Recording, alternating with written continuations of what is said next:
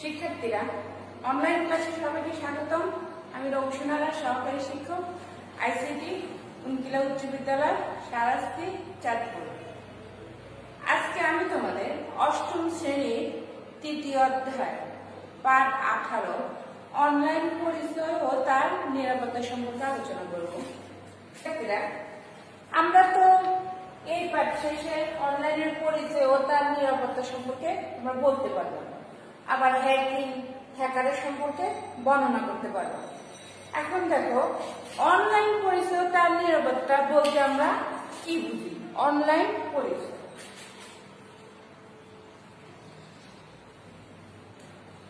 Online পরিচয়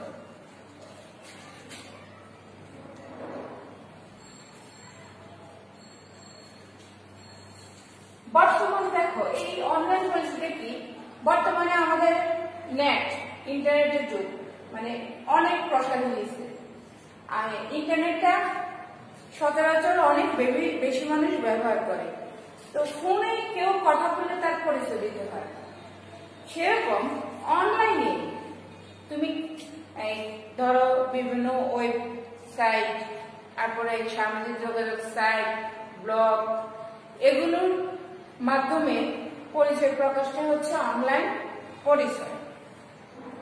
তো এই যে এই বিভিন্ন অনলাইন পরিচয় কেউ তার সম্পূর্ণ পরিচয় প্রকাশ করে, আবার কেউ তার সম্পূর্ণ পরিচয়টা প্রকাশ করে না।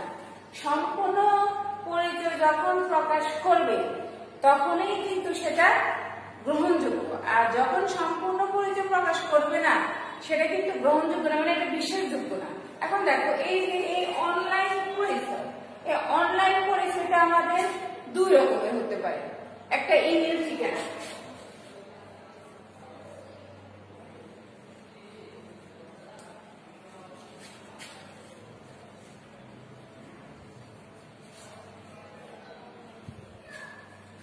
আরেকটা হচ্ছে ফেসবুক প্রোফাইল।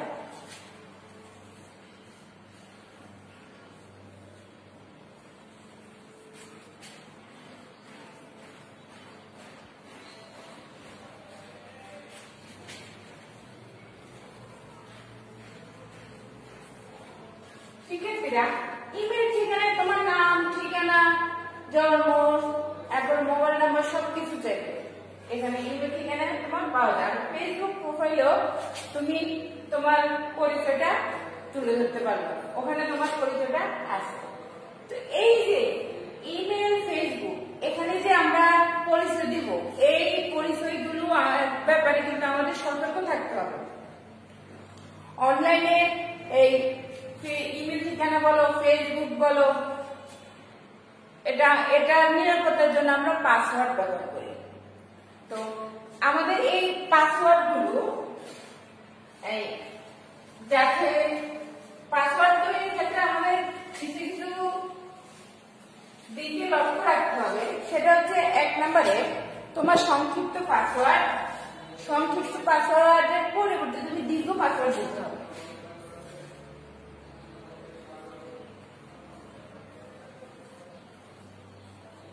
সংক্ষিপ্ত পাসওয়ার্ডের পরিবর্তে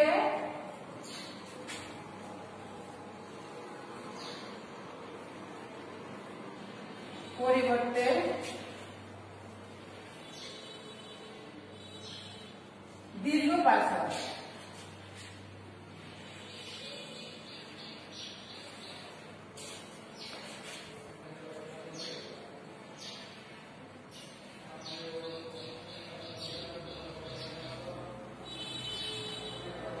দেখো, এই সংক্ষিপ্ত পাসওয়ার্ডের পরিবর্তে তুমি দীর্ঘ পাসওয়ার্ড ব্যবহার করতে হবে। এই দীর্ঘ পাসওয়ার্ড প্রয়োজনে তুমি তোমার প্রিয় বাক্যটাও এখানে দিতে পারো। এখন দ্বিতীয় নম্বরে দেখো, বিভিন্ন ধরনের বর্ণ ব্যবহার করতে পারবা।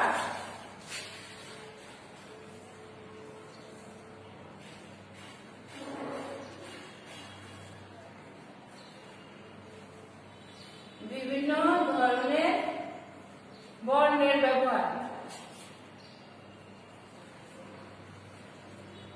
বর্ণ, সংখ্যার চিহ্ন,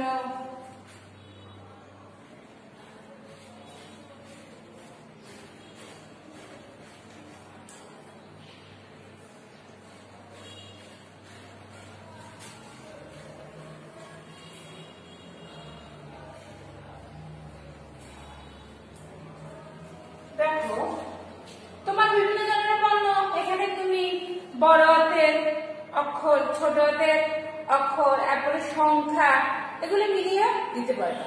আবার ধরো 3 নম্বরে শক্তিশালী পাসওয়ার্ড, এগুলো আমাদের শক্তিশালী পাসওয়ার্ড।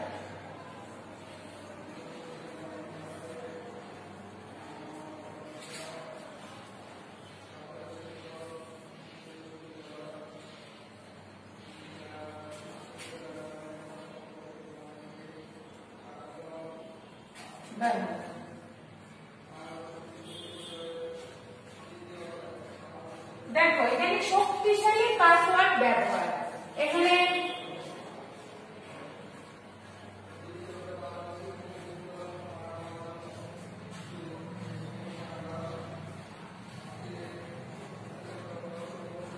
এটাও কিন্তু এক ধরনের শক্তিশালী পাসওয়ার্ড হতে পারে। এখানে দেখো এখানে বর্ণ আছে, সংখ্যা আছে, চিহ্ন আছে, তো এগুলো সব কিছু মিলাই আমাদের একটা শক্তিশালী পাসওয়ার্ড হয়। এটাতে এই হ্যাকাররা আক্রমণ করতে কষ্ট হয়।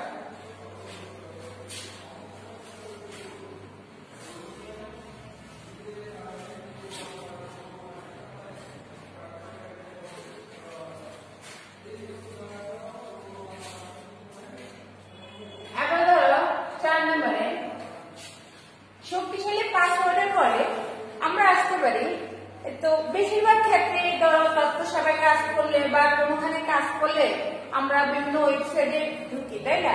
ওই ওয়েবসাইটে কাজ শেষ হয়ে গেলে কিন্তু আমরা লগ আউট দিয়ে বের হয়ে আসতে হবে। লগ আউট দিয়ে বের হয়ে আসতে হবে যাতে তুমি এটা নিরাপদ থাকে, পরবর্তীতে আর কেউ সহজে ওখানে ঢুকতে পারবে না।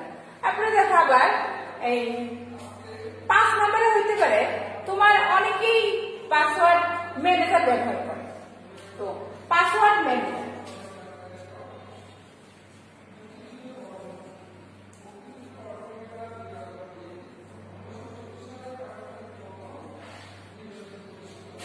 ম্যানেজার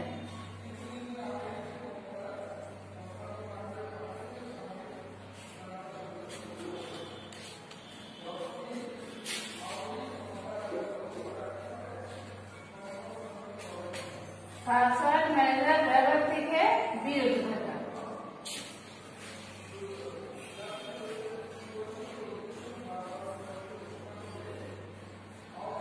দেখো আমরা মোবাইলে বা ল্যাপটপে অনেক সময় কাজ করতে গেলে দেখা যায় যে তোমার পাসওয়ার্ড এটা পাচ্ছে, তুমি যদি এই সেভ অপশনে ক্লিক করো তাহলে এটা পরবর্তীতে অটোমেটিকলি তোমার আর এটা ওখানে পাসওয়ার্ড আর আইডি দিতে হবে না। এটাই হচ্ছে ম্যানেজার। এই ম্যানেজারটা যদি ইউজ করো তাহলে খুব সহজে যে কেউ তোমার আইডি ঢুকতে পারে। সেক্ষেত্রে আমরা আইডিতে ঢুকবো বা ওয়েবসাইটে যেখানেই ঢুকি না কেন আমরা আমাদের আইডি আর পাসওয়ার্ড দিয়ে ঢুকার চেষ্টা করি। তারপরে 6 নম্বরে দেখো পাসওয়ার্ড পরিবর্তন।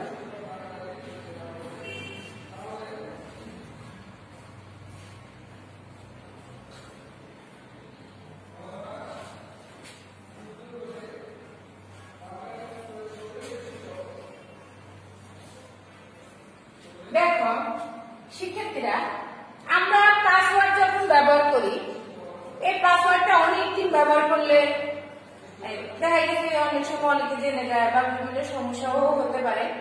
আমরা পাসওয়ার্ড চেঞ্জ করবো, একটা পাসওয়ার্ড অনেকদিন ব্যবহার যাতে না হয় সেদিকে লক্ষ্য রাখবে, তাহলেই তুমি কিন্তু এই অনলাইনের পরিচয়, এই অনলাইনের ওয়েবসাইট গুলো নিরাপদ ভাবে ব্যবহার করতে পারবে। এই তোমাকে সবসময় তাহলে কি করতে হবে, আমাদের সবসময় লক্ষ্য রাখতে হবে যে অনলাইনে যখনই আমরা কোনো প্রোফাইল বা আইডি বা ব্লগ বা ওয়েবসাইট ব্যবহার করি, আমরা পাসওয়ার্ডের এই যেগুলো বলছি এগুলো পাসওয়ার্ডের ক্ষেত্রে মান্য করবো, তাহলে আর আমাদের সমস্যা হবে না। এখন তার কম্পিউটার হ্যাকিং,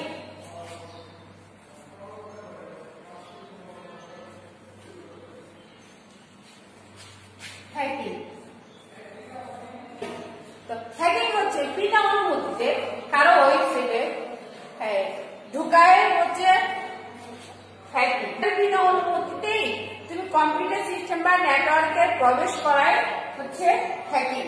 তো দেখো এই হ্যাকিং কারা করে, তাই হচ্ছে হ্যাকার।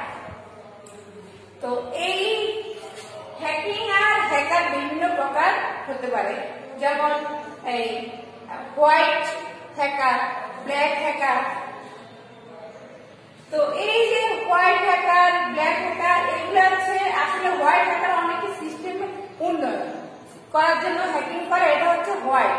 আর ব্ল্যাক হ্যাকার হচ্ছে তুমি যখন মানে তোমার স্বার্থে অনুমতিতে প্রবেশ করে কোনো তথ্য নিয়ে যাবা বা অনুমতিতে প্রবেশ করবা, কারো পাসওয়ার্ড কারো ইমেলে প্রবেশ করবা। এই হোয়াইট আর ব্ল্যাক হ্যাকার ছাড়াও গ্রে মানে হোয়াইট আর ব্ল্যাক হ্যাকার ছাড়াও গ্রে হ্যাকার আছে। এই বাংলাদেশে দেখো বাংলাদেশের তথ্য ও যোগাযোগ প্রযুক্তি আইন 2006 সংশোধিত 2009, এটা এই হ্যাকারদের জন্য এই 3 থেকে